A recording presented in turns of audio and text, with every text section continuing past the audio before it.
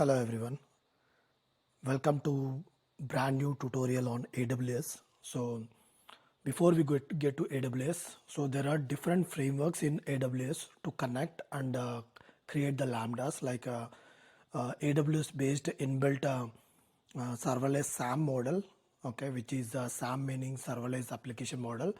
So this is one of the way to create the AWS Lambda or any sort of functional pieces in AWS and deploy it. And there is one more way called serverless framework, which is something that we are going to discuss as part of this tutorial. So serverless is one of the easiest framework compared with serverless SAM. It is very easy to write, and whatever the serverless functions that we are going to write, we can easily deploy to AWS. Serverless framework supports not only AWS, it will still support Azure and Google Cloud and Alibaba Cloud and other some more clouds as well. So serverless meaning instead of running the application or some piece of logic on your computer, instead of running it on the personal computer, you are directly, if you want to run it in your personal computer, we need a server, right? For suppose if it is a UI based application, we need a Tomcat server, right? And if you want to run Angular application, you need a Node.js server, right?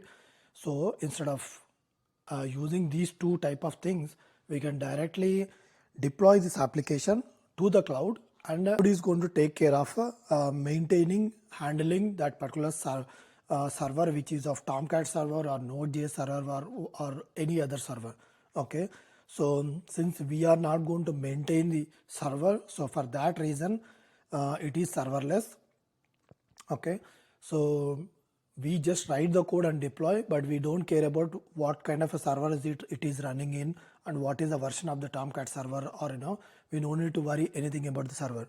So that's why it is called as serverless. Okay, so to implement the serverless, like I said, we have a serverless SAM, which is of AWS based framework, and a serverless framework, which is the outside third party library. Okay, so in this tutorial, let's use the serverless framework and create the AWS Lambda functions. Okay, and along with this, so currently there are different clouds that are available in the market along with the AWS, like Azure and Google Cloud and Alibaba and other clouds like Salesforce and all.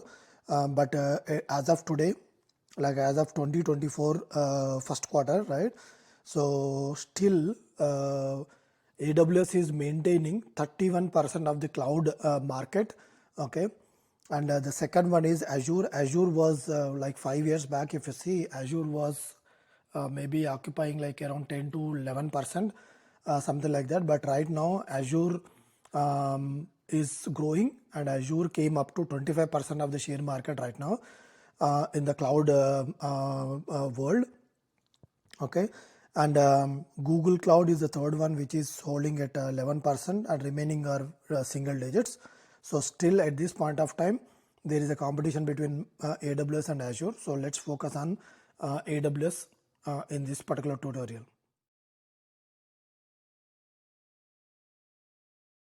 So serverless, it has all the features that are needed to work with any cloud, and that is the first thing. And second thing is, it is easy to write the AWS Lambda functions with very minimal code, and framework itself will take care of majority of the internal things, and all we need to do is just write whatever is the minimal code that is needed for our function to run.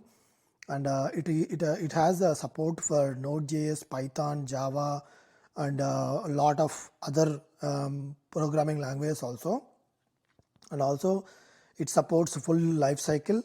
So like it will maintain and manage these life cycle methods, like building the application, deploying the application to cloud, and updating it, and monitoring, and even troubleshooting also. It supports multi-environment also, like maintaining the development environment, staging environment, and production environment. It is allowing a feature for us to segregate these between these three environments also. So these are some of the features of serverless framework. Okay, now let's create a serverless project and see and understand the folder structure.